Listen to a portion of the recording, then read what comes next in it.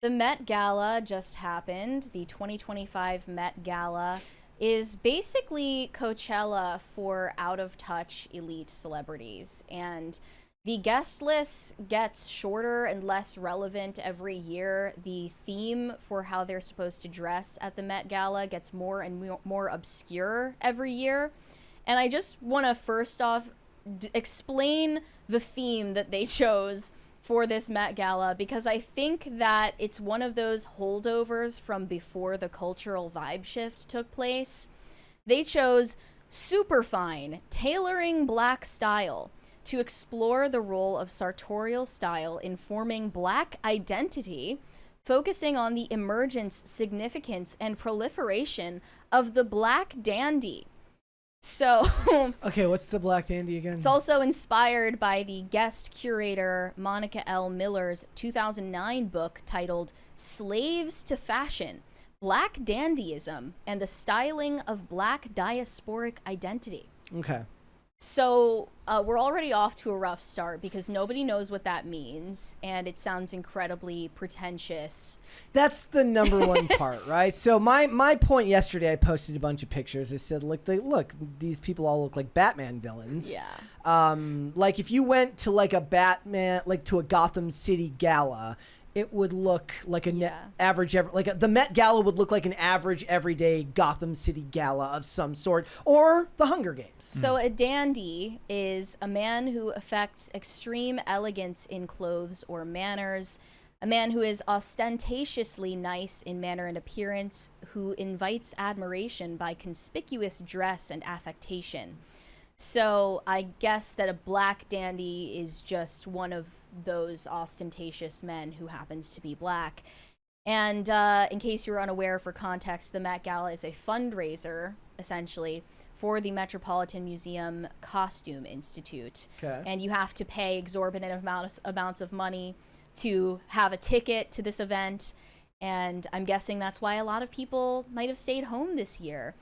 But Kamala Harris came out to the Met Gala, weirdly enough, alongside her hubby, Doug, and she looked awful. Okay, so, I'm no fashion critic, but she's not really that fat, and it makes her look fat. No, yeah, and it's funny because a huge focus of the theme this year was tailoring, something that's tailor-made for you to be flattering, and she just doesn't look very good. No, it's not good. I don't know why they invited her either. Like, they'll invite Kamala, but not Melania, who is a model. Like, I mean, that place is full of losers, though. Yeah. You know.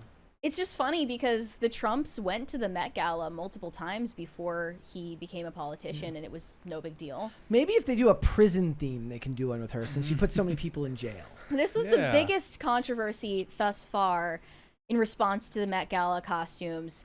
So this K-pop star named Lisa was recently embroiled in a controversy over saying the N-word. And I think that the outfit she chose for the event is more like her apology. It's a sartorial apology for having said the N-word. So you would have to zoom in pretty far to see the detail here. But if you look at her crotch, you will see embroidery of Rosa Parks on her no area. So people were very offended by that. Where do you get Rosa Parks underwear? I got a guy. She got it bespoke. You got a guy. I got a guy. It was bespoke Rosa Parks undies. I mean, you can't see it, but it would be really funny if on the back it was just a big Rosa Parks face rather than just like the little ones. But it's all over her jacket as well. Just people really took offense to the fact that Rosa Parks is emblazoned on this pop star's crotch and ass area. Despite saying the N-word multiple times and never apologizing, Lisa doesn't seem to care as she wears underwear with images of Rosa Parks, a civil rights icon. You say that these days you can raise $500,000 on... It's true. Is it that easy? She just didn't hop on the Shiloh Hendrix response to her controversy, unfortunately. Yeah. So that was seen as deeply disrespectful to Rosa Parks. I mean, okay, so and also to the theme that they chose for the night. I feel like it kind of is disrespectful. Yeah? So put it on a jacket, it's not disrespectful. Put it on a shirt, it's not disrespectful. Put it on the underwear, Would you put it on socks? That somehow seems also a bit like dismissive. Go to any random liberal-owned bookstore and you will find socks with Ruth Bader Ginsburg, on them. Yeah. So maybe the socks would be acceptable, but yeah, underwear not so much. And then Sydney Sweeney was also accused of disrespecting the theme for the night, because she wore a look that paid homage to 1968 movie The Legend of Lila Clare. A white actress starred in that movie. And she's making that movie right now. Yeah, so she's not paying homage to a black movie star, so that was seen as racist. Sydney Sweeney already has racism allegations, so maybe this wasn't the best move for her. Okay. Gigi Hadid was also criticized for the same reason.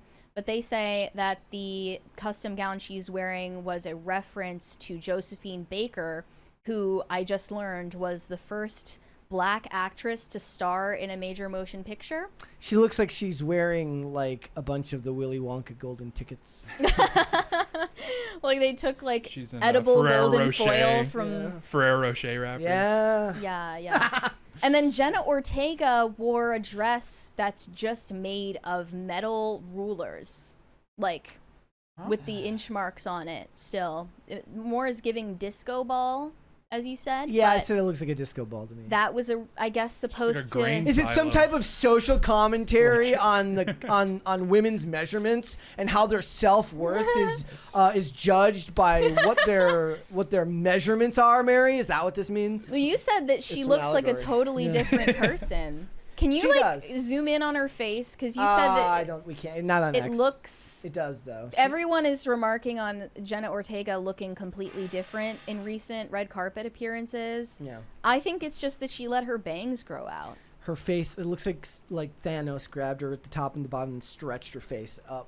Well, the bangs are supposed to like shorten your facial length. And maybe it's just that, but other people think that she might be on Ozempic. She might be getting Botox. She's clearly raising awareness for farmers that get trapped in the grain silos. Oh, that makes sense. Yeah. It's very good for her. Very middle America. Activist move. Yeah. See, this is only cool if you wear it someplace not the Met Gala. You really want to impress me? Wear this someplace not the Met Gala. Wendy's. Go to Home Depot. Go to Home Depot. Yeah. No. You go to like a school supply store. Oh, yeah. Yeah. Mm-hmm. And then they're like, we have a surplus. And she's like, I can help. She has the ruler. She goes to Home Depot, is getting the plywood measured. Like, hey, 1 second. Yeah. We're good, yeah. Sabrina Carpenter was styled by Pharrell Williams. Sorry to hear that. Do you have her photo? No. She wear a big hat. Here, let me send it to you. We can't miss this one because she spiritually looks like the green M&M.